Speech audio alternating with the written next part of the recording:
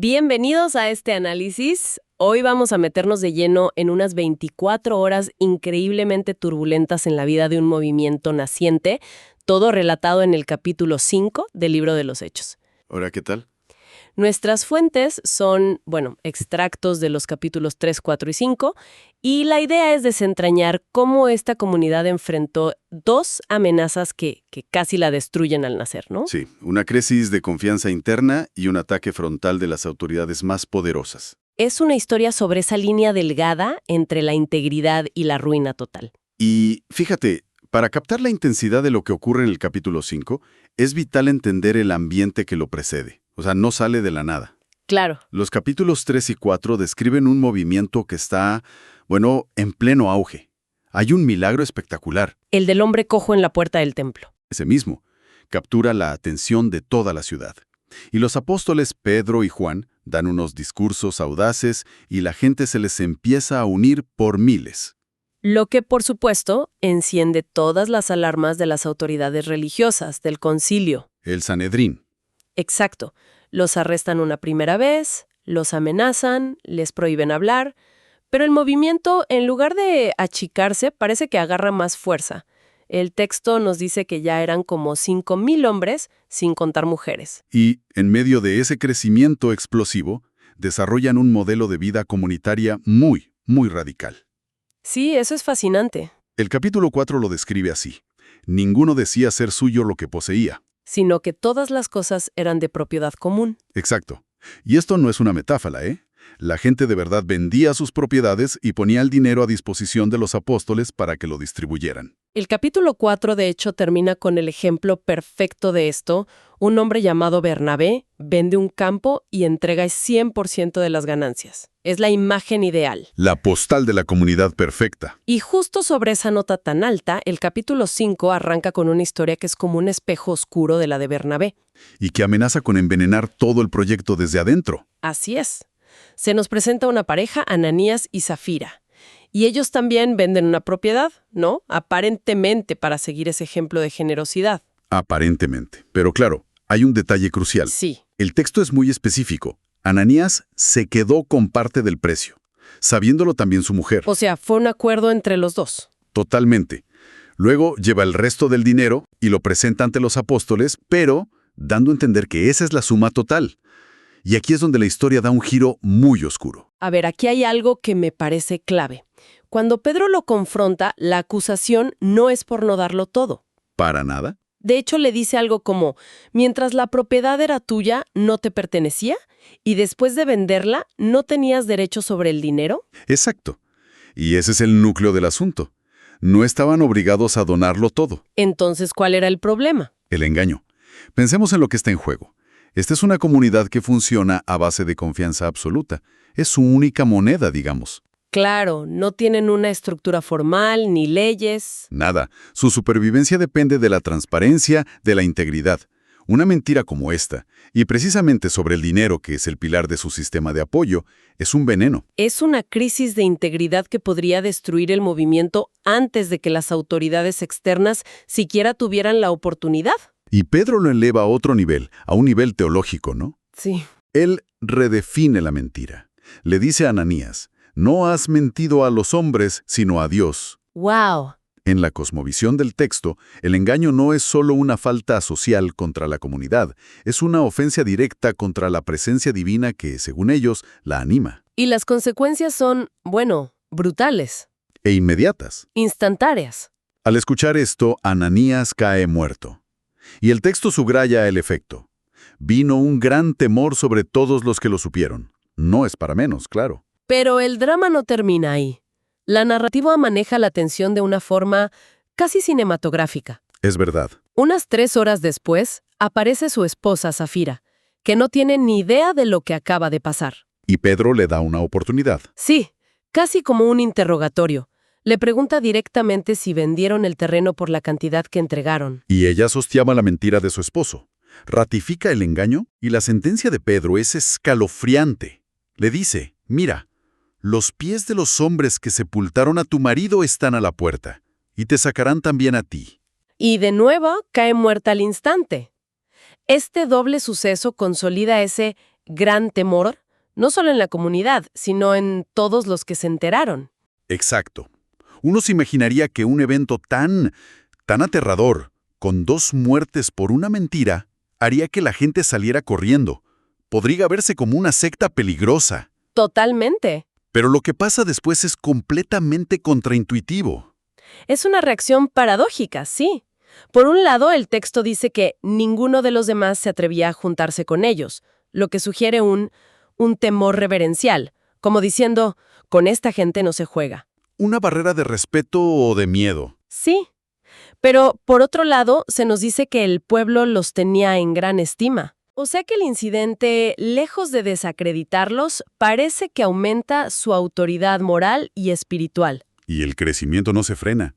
Al contrario, se acelera. El texto menciona que se seguían añadiendo multitudes de hombres y mujeres. Y aquí es donde la reputación de Pedro alcanza un nivel casi mitológico. Sí, el relato entra en una fase de surreal de poder desbordado. Tal cual. La gente empieza a sacar a sus enfermos a las calles, en camas y camillas, con la única esperanza de que, siquiera la sombra de Pedro al pasar, cayera sobre alguno de ellos. Detengámonos un momento en esa imagen. Es increíble. Es que no están esperando que los toque, ni siquiera que les hable. Esperan que su sombra los cure. Eso nos habla de un nivel de percepción pública donde Pedro ya no es solo un líder. Es un conducto andante de poder divino, tan saturado de él que hasta su sombra tiene efectos. Exacto. Es una hipérbole que busca ilustrar la magnitud del fenómeno. Ya no es un milagro aislado como en el capítulo 3. No, para nada. Ahora es un flujo constante de sanaciones masivas. El texto lo resume diciendo que venían de todas las ciudades cercanas con sus enfermos y todos eran sanados. Se ha vuelto un movimiento imparable y muy, muy visible. Demasiado visible para algunos. Y claro, tanta visibilidad y poder no podían pasar desapercibidos. Esto nos lleva directamente a la segunda gran amenaza del capítulo. Inevitablemente, el sumo sacerdote y su partido, los saduceos, reaccionan. El texto dice que se llenaron de celo, que aquí es una mezcla de envidia, temor político y, bueno, indignación teológica. Es importante recordar quiénes eran los saduceos, ¿no? La aristocracia sacerdotal, el poder establecido. Exacto. Controlaban el templo y, crucialmente, no creían en la resurrección de los muertos. Entonces el mensaje central de los apóstoles, el de Dios resucitó a este Jesús, no era solo una diferencia de opinión para ellos. Era un ataque directo a su teología y a su autoridad. Una herejía peligrosa que, además, estaba trayendo multitudes. Y amenazando la paz con los romanos. Siempre el factor Roma. Así que hacen lo que el poder hace cuando se siente amenazado. Los arrestan por segunda vez y los encierran en la cárcel pública. Pero es aquí donde la narrativa introduce un elemento completamente fuera de lo normal, ¿no? La respuesta a esta crisis no es humana. No, el relato da un giro sobrenatural. Durante la noche, un ángel del Señor abrió las puertas de la cárcel y los sacó. Así de simple. No hay explicación naturalista. Es un acto divino explícito. Totalmente. Y la instrucción que les da este ángel es de una audacia increíble. No les dice, huyan, escóndanse. No, para nada. La orden es, vayan, preséntense en el templo y hablen al pueblo todo el mensaje de esta vida. Es decir, vuelvan al lugar del crimen, al epicentro del poder de sus enemigos, y hagan exactamente lo que les acaban de prohibir. Una convicción a prueba de todo. La escena que sigue tiene una ironía casi cómica, ¿viste? A la mañana siguiente, el concilio se reúne, manda a los guardias a buscarlos. Y el informe es desconcertante. La cárcel está perfectamente cerrada, los guardias en sus puestos, pero adentro no hay nadie.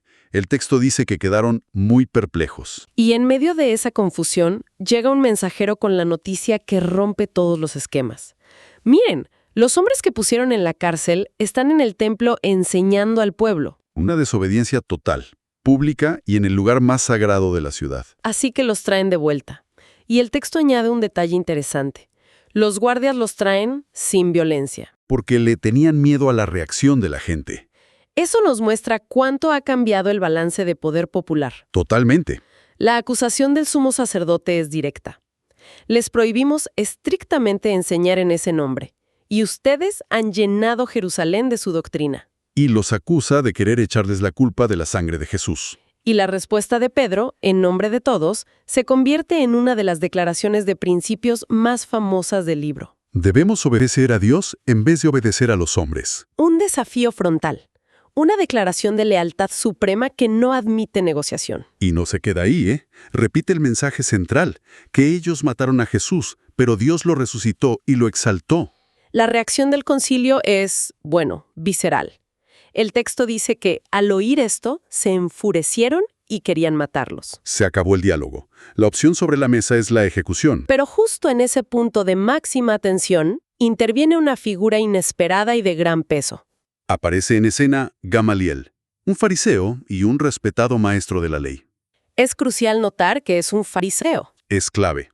A diferencia de los saduceos, los fariseos sí creían en la resurrección, en los ángeles, en lo sobrenatural. Lo que quizá le daba una perspectiva diferente. Exacto. Pide que saquen a los apóstoles para hablar con libertad. Y su argumento es fascinante, porque no es teológico, es puramente pragmático e histórico. No debate si el mensaje es cierto o no. Para nada. Apela a la memoria histórica del concilio.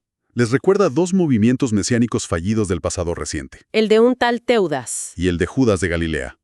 Ambos juntaron seguidores, y al morir ellos, sus movimientos se deshicieron, se dispersaron. Su lógica es la de la paciencia estratégica. Básicamente les dice, manténganse al margen. Déjenlos en paz. Y presenta dos posibles escenarios. Si este plan es de origen humano, fracasará por sí solo. Como los otros. Pero si es de Dios, no podrán destruirlos, y correrán el riesgo de encontrarse luchando contra Dios mismo. Es un argumento brillante en su simplicidad. Es una forma de decir, no tenemos que ser los jueces de esto, el tiempo será el juez. Y siembra la duda de que quizás, solo quizás, ellos podrían estar en el lado equivocado. Y viniendo de alguien tan respetado, su consejo tiene peso. Mucho peso. Pero aunque suena muy sabio, ¿no es también una forma de evitar tomar una postura? Casi un esperemos a ver quién gana. Es una excelente pregunta. Podría ser una profunda sabiduría que reconoce los límites del juicio humano o una hábil maniobra política para evitar un lío mayor con Roma. Probablemente una mezcla de ambas. Seguramente. Lo innegable es que funciona. El concilio, a pesar de su furia, se deja persuadir. Aceptan el consejo, pero no del todo. No. Para salvar las apariencias y reafirmar su autoridad, los mandan a azotar. Y una vez más les ordenan no hablar en el nombre de Jesús, antes de soltarlos. Y la reacción de los apóstoles a este castigo es quizás el elemento más revelador de todo el capítulo. Es que le dan la vuelta por completo a la lógica. El texto dice que salieron del concilio regocijándose de que hubieran sido considerados dignos de sufrir afrenta por su nombre. Es una inversión total. El dolor y la humillación, que debían ser un freno, son reinterpretados como una medalla de honor. Como una validación. El castigo, en lugar de quebrarlos, parece que fortalece su resolución. Si conectamos todo, el capítulo nos muestra una jerarquía de miedos y lealtades muy clara, ¿no? Clarísima. La historia empieza con el gran temor a Dios después de lo de Ananías y Zafira. Y termina con el desprecio al castigo de las autoridades humanas. El castigo de Dios en esta narrativa es la muerte por deshonestidad. El castigo de los hombres son azotes que se reciben con alegría. La lealtad a Dios ha suplantado por completo el miedo al poder terrenal. Y el capítulo cierra el círculo demostrando la total ineficacia de las órdenes del concilio. El versículo final es una declaración de persistencia absoluta. Y todos los días, en el templo y de casa en casa, no cesaban de enseñar y proclamar el Evangelio de Jesús como el Cristo. O sea, volvieron a hacer exactamente lo que se les prohibió, en los mismos lugares. Al final, el capítulo 5 retrata una comunidad que sobrevive a una crisis interna, que la purifica con un temor saludable, y que luego usa esa convicción para resistir la persecución externa. Cada intento por detenerlos parece, paradójicamente, acelerar su crecimiento. Y fortalecer su determinación. Hemos analizado un capítulo muy denso que muestra un movimiento navegando aguas peligrosas, lidiando con su propia integridad y saliendo, al parecer, más fuerte. Y la intervención de Gamaliel, con esa prueba del tiempo que propone, si es de Dios, perdurará. Deja una pregunta flotando en el ambiente. Es un consejo lleno de prudencia, ¿no? Sí, una especie de apuesta a largo plazo basada en la experiencia. Y eso nos lleva a una reflexión final para quien nos escucha. A ver. La narración nos presenta el consejo de Gamaliel como sabio y efectivo. pero lo hace dentro de una historia donde la intervención divina es explícita. Un ángel abre las puertas de una prisión. Hay una tensión ahí. Exacto. Por un lado, la prudencia humana que dice espera y verás. Por otro, la acción divina que dice actúa ahora. Y esto nos hace preguntarnos hasta qué punto la sabiduría humana, por pragmática que sea, puede coexistir o incluso chocar con lo que un movimiento considera un mandato divino.